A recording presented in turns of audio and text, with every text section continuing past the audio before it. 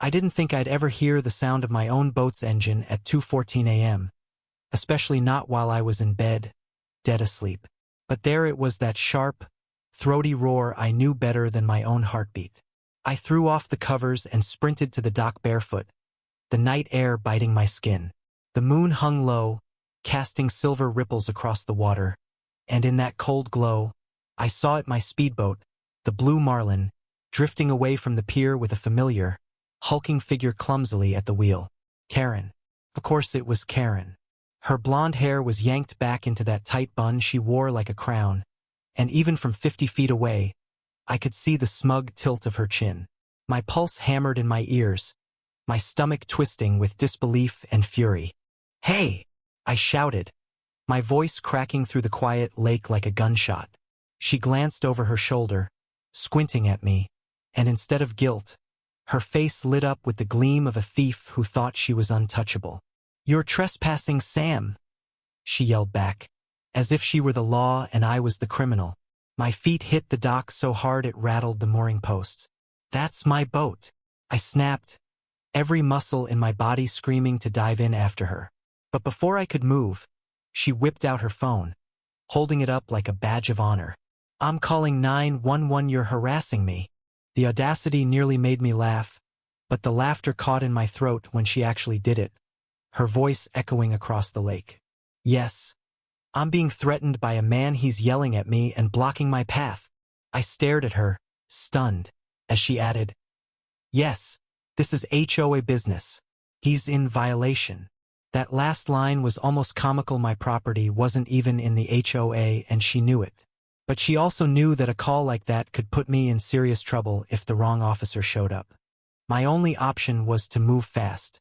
I bolted to the side of the pier where my small fishing skiff was tied, yanking the rope free and firing up its outboard motor.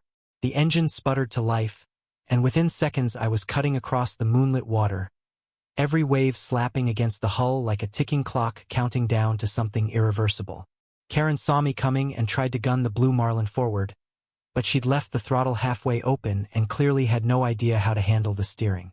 The boat swerved awkwardly toward the reeds, scraping the starboard side. When I finally pulled alongside, my hands were shaking not from fear, but from the sheer rage of watching someone try to take what I'd worked years to earn. "Cut the engine," I barked. "You're done, Karen," she smirked, gripping the wheel tighter. "You're the one who's done. The cops are on their way, and you're going to jail for assault and trespassing."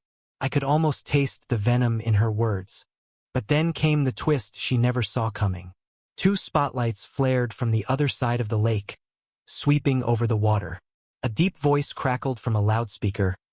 "This is the county sheriff's marine unit. Stop your vessel immediately." Karen's expression faltered for the first time. She didn't know it, but my cousin Matt was one of those deputies, and I'd texted him before I even left the dock. The patrol boat roared up beside us, its wake rocking both vessels. Matt stepped forward, shining a flashlight directly into Karen's face. "Ma'am, you mind telling me why you're piloting a boat registered to Mr. Samuel Price?" She opened her mouth, but all that came out was a pathetic, "I was securing it for the HOA." Matt's eyebrow shot up. "At 2 in the morning? Without the owner's consent?" He turned to me. "You want to press charges?" Karen's smug facade cracked completely.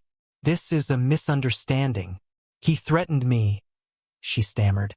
But Matt had already heard enough. He ordered her to cut the engine, and when she hesitated, one of the deputies simply stepped aboard and did it for her. They cuffed her on the spot, the metallic click echoing over the water. The next morning, the neighborhood was buzzing. Everyone had seen the patrol boat towing the Blue Marlin back, Karen sitting inside with her hands bound, shouting something about corruption and her rights. But as word spread, so did the truth. This wasn't her first stunt. A retired teacher told me Karen once tried to reclaim his jet ski, claiming it was abandoned. Another neighbor said she fined him $500 for illegal fishing in his own backyard dock. I thought that would be the end of it, but Karen was stubborn. 3 days later, I got a letter. She was suing me for defamation, emotional distress, and damages to her reputation. Sam, my lawyer, nearly choked on his coffee when he read it. "She's either completely delusional or trying to bluff you into backing down," he said. We decided on the latter, and we decided to end it fast. The court date came 2 weeks later. Karen walked in with a man in a wrinkled suit who looked like he'd rather be anywhere else. She kept her chin high, eyes darting toward the small crowd of neighbors who'd shown up, most of them on my side. When the judge asked for her evidence, she produced a series of blurry phone photos that showed me standing on the dock, none of which supported her claim that I'd threatened or assaulted her. Sam stood, calm as ever, and laid out our case. Certified boat registration in my name, eyewitness testimony from the deputies, and most damning of all, the 911 call recording in which Karen clearly admitted taking the boat without permission. The judge didn't even take 5 minutes. "Case dismissed," he said, his voice cutting through the courtroom like a gavel strike before it even fell.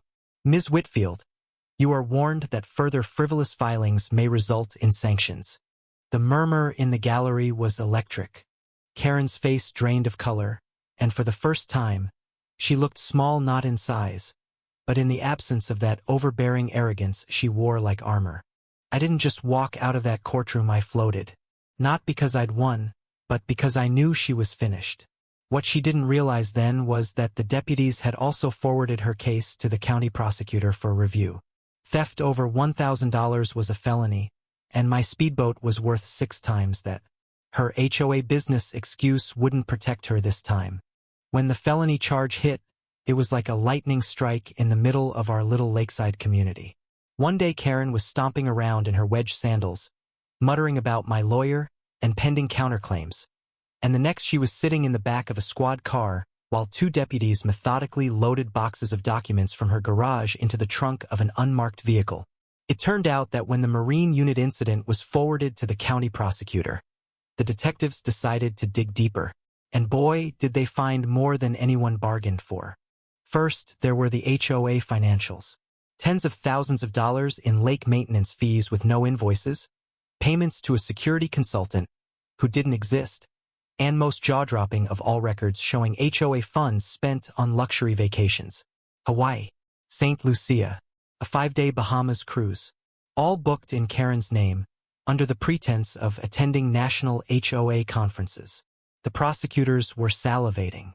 The second bombshell came from a neighbor I barely knew, retired postal inspector named Leonard. He had kept detailed notes after Karen intercepted and opened several residents' mail over the years, claiming she was checking for HOA violations. Leonard had quietly reported her to the Postal Service months before, and with the new theft case, the feds were suddenly very interested in his file. Meanwhile, Karen's arrogance didn't just crack, it shattered. At her preliminary hearing for the boat theft, she tried to spin the story as community asset recovery, claiming my speedboat was abandoned and at risk of vandalism. The prosecutor, a sharp woman named Marla, didn't even flinch. She simply played the 911 call in front of the judge. The moment Karen's voice rang out, "Yes, this is HOA business. He's in violation," the whole courtroom seemed to tilt against her. Even the bailiff smirked. Word spread beyond our town. The local news station sent a crew to cover the case, their segment showing slow-motion footage of the Blue Marlin gliding back to my dock under sheriff escort. They interviewed me briefly, but what really stole the spotlight was the on-camera testimony of 3 neighbors Karen had harassed. A widow describing how she'd been fined for leaving a potted plant on her porch. A father recounting how his kid's inflatable pool was slashed after she declared it unsightly. And a young couple in tears, explaining how Karen had tried to evict them over an unapproved wheelchair ramp. The HOA board, scrambling to salvage what was left of their credibility, called an emergency vote to remove her permanently. This time there was no smug speech from Karen, no finger-pointing. She didn't even show up. Alan, the board president, announced the result in front of a packed rec center. 93% in favor of removal. Effective immediately. The room erupted not with cheers, but with the kind of relieved applause people give when a long illness finally breaks. I thought that would be the closing chapter, but the universe apparently wanted one last scene for the record books. It came 2 months later, during the sentencing for the felony theft. Karen stood in the courtroom, wearing a muted gray suit that looked like it had been borrowed from someone who didn't like her very much. The prosecutor read out the charges: grand theft, misuse of HOA funds, and multiple counts of mail tampering. She recommended 1 year in county jail, full restitution to me and the other victims, and a 5-year ban from serving on any HOA board in the state. When it was my turn to speak, I kept it short. Your Honor, this wasn't about a boat. It was about a pattern. She took from all of us, not just in money or property, but in peace of mind. I just want my neighbors to feel safe in their own homes again. The judge nodded, glanced at Karen and said, I agree with Mr. Price. Ms. Whitfield, your actions demonstrate a complete disregard for personal property, lawful authority, and community trust. You will serve 9 months in county jail, pay full restitution totaling $82,000, and forfeit any right to act in a governance role in a homeowners association. The gavel struck, and just like that, the reign of HOA Karen was over. She didn't scream or protest, she just stared at the floor as the deputies cuffed her. I almost felt sorry for her. But then I remembered the cold flash of moonlight on my stolen boat, and the false 911 call that could have ruined my life. Back at the lake, things began to heal. The board instituted open book accounting and capped dues. We organized volunteer lake cleanup days, free of the HOA tax Karen used to impose. The widow got her potted plants back, the father rebuilt his kids' pool, and the young couple with the ramp, they hosted a barbecue on the dock to thank everyone who'd stood up to her. On the day I finally took the Blue Marlin back out for a spin, I hung a small wooden sign on the dock, the same one that appears in the local news footage. Caught red-handed. It's not a trophy, it's a reminder that bullies like Karen thrive when no one challenges them, and they crumble the moment someone does. Even now, when a new family moves in and hears whispers about the boat incident, they'll wander over to my dock, curious. I'll tell them the story, not for the drama, but for the lesson. Know your rights, document everything, and never, ever let someone convince you they own more of your life than the law says they do. So now I'm asking you, was I right to push back the way I did? Or should I have handled it differently? Because where I'm standing, in the sunlight on this dock, it sure feels like the only mistake would have been staying quiet.